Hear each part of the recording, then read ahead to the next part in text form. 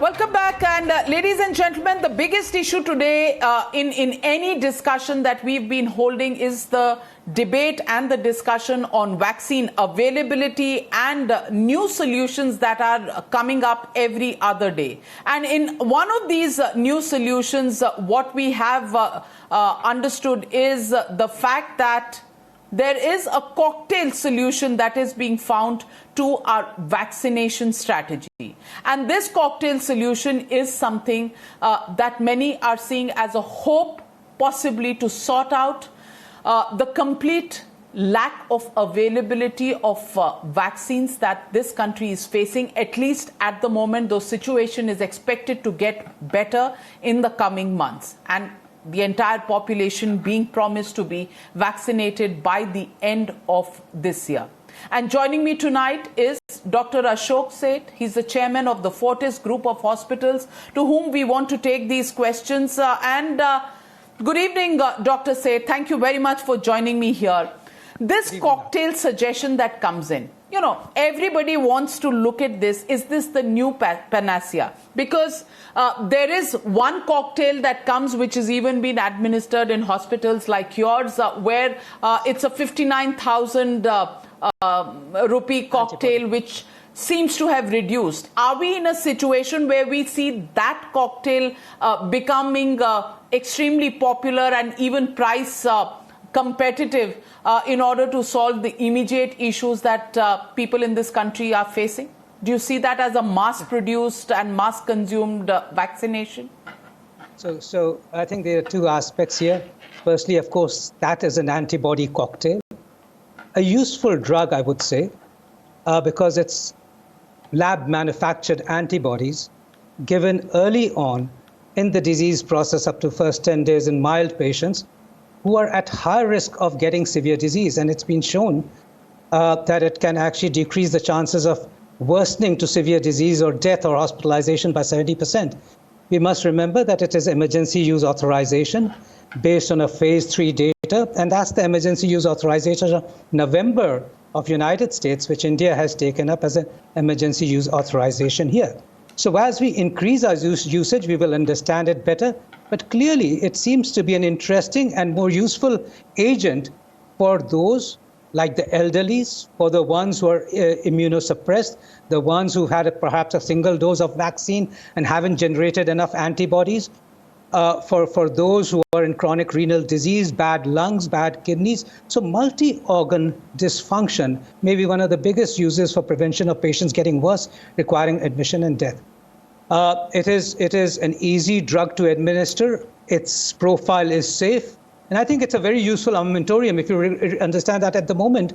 For preventing mild disease to go into severe disease, we neither had a prediction, nor we actually had any drugs which could actually be given to improve their outcomes. And if we have such a drug in an armamentarium, it's clearly useful and could be a boon to many patients.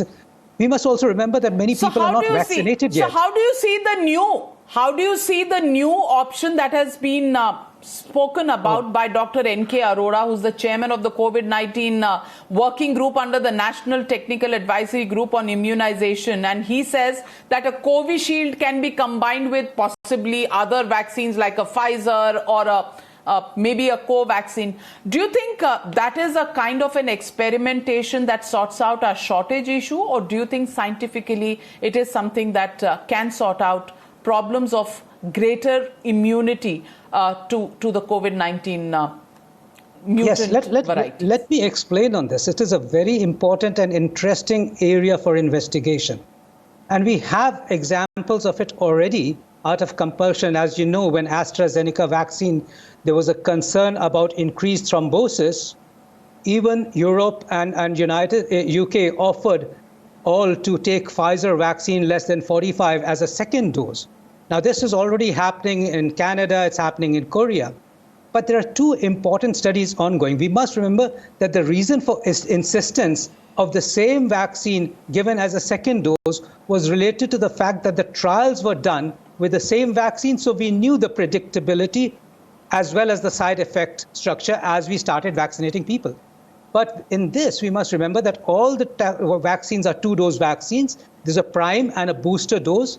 The availability of second dose may be unpredictable. We want a greater flexibility. So with those advantages, there's clearly that there is evidence to suggest that you may get a better immunity, a more potent immunity, and more robust immunity if the second dose vaccine was different. Now, this is based on trials. There is a trial going on in UK for the moment, and you remember UK has only vaccinated first dose to most of its 50% of its population, which is AstraZeneca. So UK is doing a COM-COVID study, which was giving AstraZeneca first, and after a few weeks giving Pfizer, and that is now being expanded to a second dose being Moderna, to a second dose being Novavax. And more recently, just 2 days ago, came the study from Spain, the Spain COVAX study. And what that demonstrated was that the amount of antibodies you produce are higher, they're more robust, they can actually be more protective, and more advantageous, they could be protective against variants as well. So it's an area of investigation. I think we don't want to jump to conclusions till full investigations are out, but I'm happy and compliment the government that it's looking at an investigation, looking at a trial, combining the doses, because that is what is needed all across the world, not just for India. We need a greater flexibility. We're uncertain about whether the second dose can actually be the same dose or not. We're going to have a variety of doses available. And perhaps if we need to vaccinate this huge population, we need the flexibility and the ability to give a different second dose. Now, scientifically, there is logics behind it. It is not a scientific, unproven fact. Pneumococcal vaccine is a mixed dose vaccine. Even, by the way, Sputnik vaccine, which we use, is a mixture of two different viruses. The first dose is different to the second dose. We've had pneumococcal vaccines in the past. We've had investigations on hepatitis vaccines in the past. And finally, most importantly, the safety data on the COM-COVID has come out recently, just a few days ago, which has indicated that mixing vaccines are not, there is no safety concern. In fact, the only thing which happened was that there was a greater incidence of side effects of fever, headache, malaise, etc., which disappeared in 24 days, 24 hours when the vaccines were mixed compared to those who had the same second dose. So I say it's a promising area. I'm happy that the government is doing a study on it, and it should only be after the studies that this should become a logical norm. By the way, we will have the AstraZeneca's data, the COM-COVID data, in exactly a month's time. By that time, we would also be doing our own studies. So I think this is important. Perhaps do you think one of the nice this will also improve? This will also improve the protection and saving from infection and transmission of the COVID virus if we do this kind of a combination of vaccines? Yes, they work in a different manner. So the prime works in one manner because all the vaccines are targeted against the spike proteins.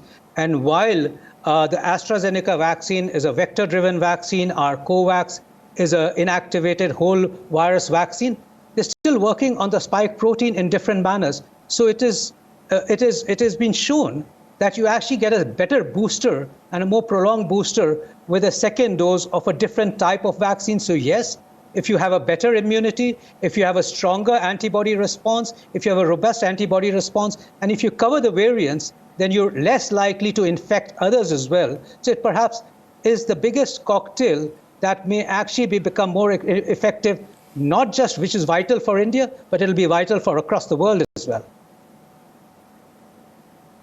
Well, it's a layperson's question, but the vaccinations that are being given are based either on a viral vector or on an RNA, basis.